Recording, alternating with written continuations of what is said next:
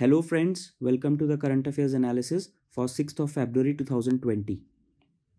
Our first news is Prime Minister has announced a trust for building Ram Temple in Ayodhya.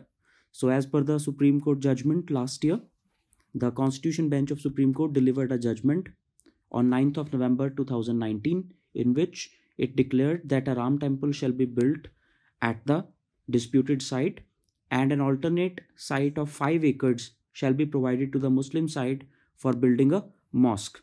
And in pursuance of that judgment, the Union Cabinet of India has commissioned a trust which shall have 15 members, including one Dalit member.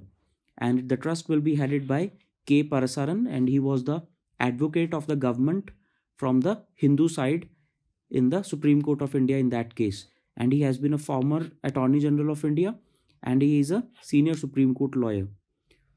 So this trust has been created and now the construction of temple will begin at a very short notice. Our next news is government moves bill and opposition questions its name. So the name of the bill is in Hindi and that has been a cause of dispute for most of the people. The name of the bill is the Direct Tax Vivad Se Vishwas Bill. Direct Tax Vivad Se Vishwas Bill 2020. Basically, this bill has been introduced as promised in the budget. It is to resolve the direct tax disputes, which are more than 4,83,000 cases are pending for direct tax disputes, and they involve 9.32 lakh crore rupees. So to resolve them by March 31st, 2020, this bill has been passed, but the opposition has questioned its name. The opposition has alleged that this is a ploy to impose Hindi on the people of India, whereas only 43% of the country's population understands Hindi. But the government of India has countered this allegation of the opposition and has said that it has nothing to do with promoting Hindi, it is just an expression. So this is to resolve the direct tax disputes. So let us see an MCQ. Which among the following is not a direct tax levied by the government? So whenever you read a question, you have to be very careful about this word because this one word can change the meaning of the question altogether. So which among the following is not a direct tax? So let us see which are the direct taxes. So first of all, what is a direct tax? The direct tax is imposed directly on the person and it has to be paid directly by the person on whom it is imposed. So that is a direct tax, and its opposite is indirect tax. So it is paid by a person on whom it is not imposed. So a person on whom it is imposed, he takes that money from the end consumer. So that is an indirect tax. Let us see what are the direct taxes which are paid directly by the consumer or by the SSC. So income tax is a direct tax.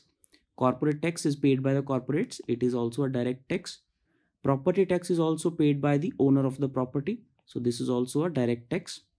Service tax is an indirect tax. So this is our answer. So service tax is imposed by the person who is providing a service. For example, a lawyer or a doctor or a chartered accountant, they are providing their services, or a hotel, for example, they are providing the services and they are charging that service tax on the consumer. Yeah, from the consumer. So what it means is that they are going to pay the tax, but they are transferring the burden of that tax onto the ultimate consumer. So the consumer is paying it as a indirect tax. So you have to know all the taxes, direct and as well as indirect.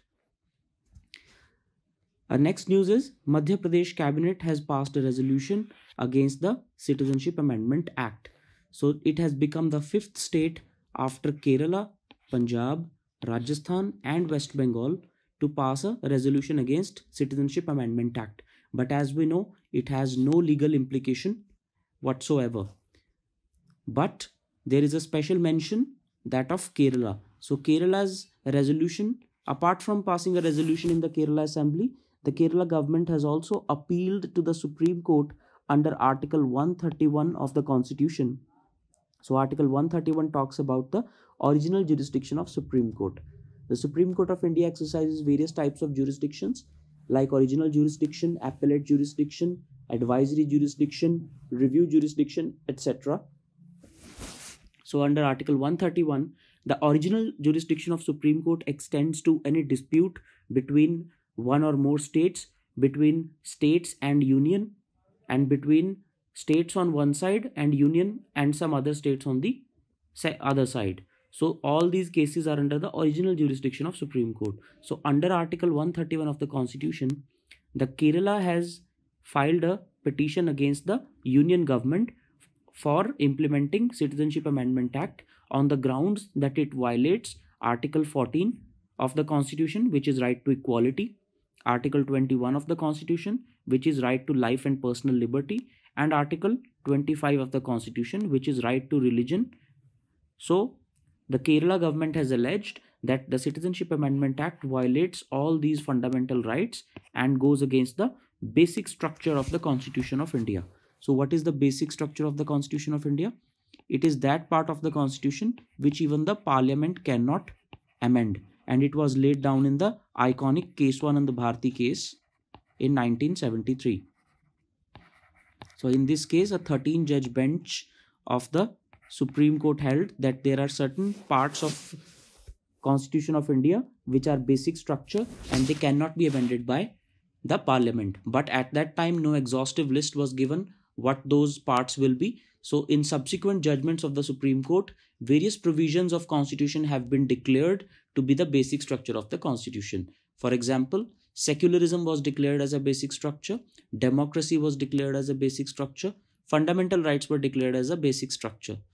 So this is the relevance of this news. So let us see, under which provision of the Constitution can the President seek the advice of the Supreme Court? So this is a provision under the Constitution which is known as the advisory jurisdiction of the Supreme Court of India. So as I told you, there are various types of jurisdictions of the Supreme Court: original, appellate, review, advisory, special leave. So all these jurisdictions are exercised by the Supreme Court of India. So one of those is the advisory jurisdiction, under which the President on a matter of fact or on a matter of law can seek the advice of Supreme Court of India. So the question is asking that under which article the provision is listed. So Article 133, it talks about the appellate jurisdiction of the Supreme Court in civil matters. Article 134 talks about appellate jurisdiction of Supreme Court in criminal matters. Article 137 talks about the review jurisdiction of the Supreme Court. And Article 143 talks about the advisory jurisdiction of the Supreme Court. So under Article 143, the President can seek the advice of Supreme Court. However, such advice tendered by the Supreme Court to the President is not binding on the President. So President is free to follow or not to follow that advice.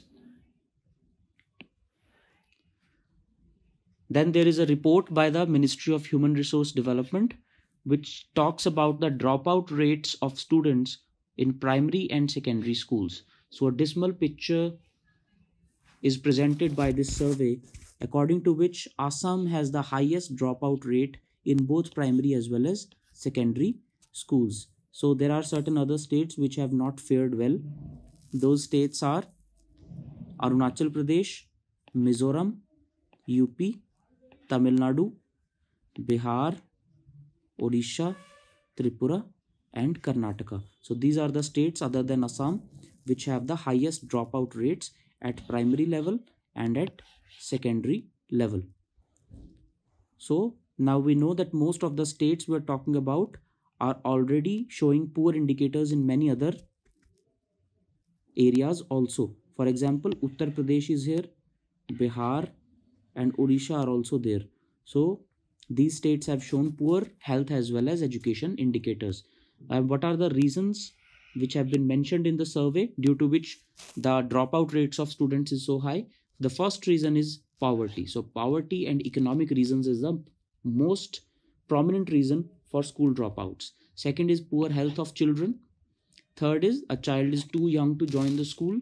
And fourth is that the child is needed for help in domestic work. So this again shows the economic necessity for which the child is unable to attend the school. Then cabinet has approved an amendment to allow cooperatives to come under RBI purview. Basically, the union cabinet had its meeting, and in that meeting 3 important decisions were taken. So let us see what those 3 decisions are. The first decision is that the cooperative banks shall come under the Banking Regulation Act 1949, and under the Banking Regulation Act 1949, RBI is the authority which exercises jurisdiction on all the banks. So until now, cooperatives were not coming under the jurisdiction of RBI, but now they will. So why the cabinet has taken this decision? Because a few months back there was a scam in the cooperative banks called the PMC Bank. So it is a bank based in Maharashtra, and in this bank we saw a scam under which fake accounts were opened in the bank and money was deposited. So later out, at the time of inspection, it turned out to be a scam, and the money of the people were not able to withdraw their money, and the government faced a huge backlash. So to avoid any such incidents in the future, the government has put cooperative banks under the purview of Reserve Bank of India. So now that these banks are under the purview of RBI, they will have to follow various regulations set up by the Reserve Bank of India. For example, there will be qualification for appointment of directors, and pre-permission will be required for the appointment of CEO and other important office bearers. At the same time, audit and other norms of the RBI will be implemented in the sector, and this will give financial stability to the sector. So this is the first decision that is taken by the Union Cabinet. The second decision by the Cabinet is that the Cabinet has approved setting up a major port at Vadhavan in Maharashtra. So the country already has 13 major ports, and now another major port is proposed to be set up at Vadhavan in Maharashtra at the cost of 51,000 crore rupees. So this is a part of the more than 100 lakh rupees national infrastructure pipeline of the government of India.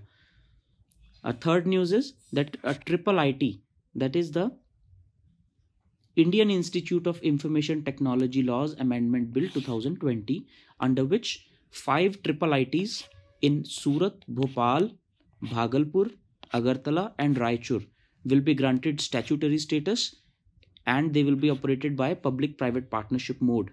So these 5 triple ITs will be granted the statutory status, and they will also be declared institutions of national importance.